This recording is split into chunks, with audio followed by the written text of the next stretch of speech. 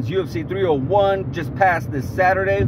It wasn't necessarily something that was gonna, you know, blow your socks off. It wasn't gonna be something like a UFC 299 or UFC 300. But you know, at the end of the day, we can't be greedy. We can't always ask for things like that. Of course, we want them, and especially, of course, if we're paying for them, we definitely want something that's gonna be 100% our money's worth. Was this 100% our money's worth? Not necessarily, but it still was a fight night overall, and I enjoyed it. You know, I did like it. I'm a fight fan in general, so I was gonna watch it regardless. And there wasn't really a whole lot of fights that I am like too keen on breaking down, but there is a fight that a fighter that I want to talk about and breaking down, and that is the return of Jose Aldo. Jose Aldo looked phenomenal on Saturday night. Jose Aldo looked like the Jose Aldo of old.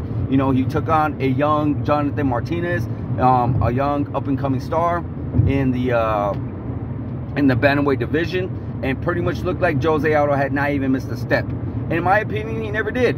He never did. He lost one fight against Merab Dvalishvili, who is going to be who is going to fight for the bantamweight championship of the world against Sean O'Malley.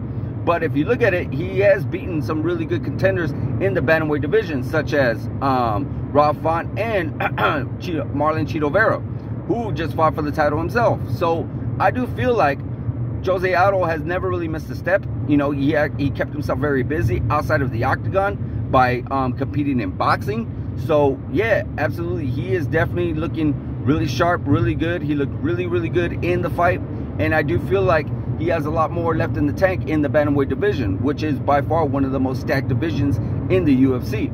But who could he go against next? Well, of course, there's a lot of people that are talking, hey, maybe, just maybe, he might skip the line, due to the fact that Jose Aldo has a big, big name, probably one of the biggest names in the bantamweight division right now, a big following, again, one of the biggest followings in the bantamweight division right now as well, outside of Sean O'Malley, and he could very well possibly skip the line. Would I be mad at it? No, not necessarily. I mean, the guy's earned the right to do whatever he wants to do. He's been in the game for such a long time. You know, the way, how long Jose Aldo has been fighting, it really feels like the guy should be almost in his 60s, but no, the guy's still in his 30s. It just shows how long he's been doing it. You know, he was the featherweight king until, unfortunately, he got knocked out by Conor McGregor, and he hasn't really been necessary to bounce back from a title shot, or excuse me, as holding a championship belt.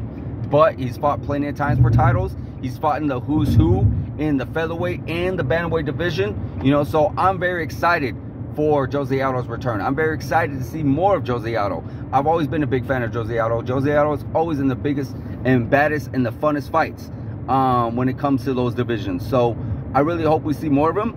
Outside of the fact that, what are we going to see if we do not see him against Sean O'Malley? Well, again, there's a stacked division. You got Henry Cejudo. You got excuse me, I'm drawing a blank. Damn, oh my goodness. Dominic Cruz. You got Cody Garbrandt, which is, I don't see that very much making sense. I want to see him in the top 10. You know, Aljamain Sterling already left the division.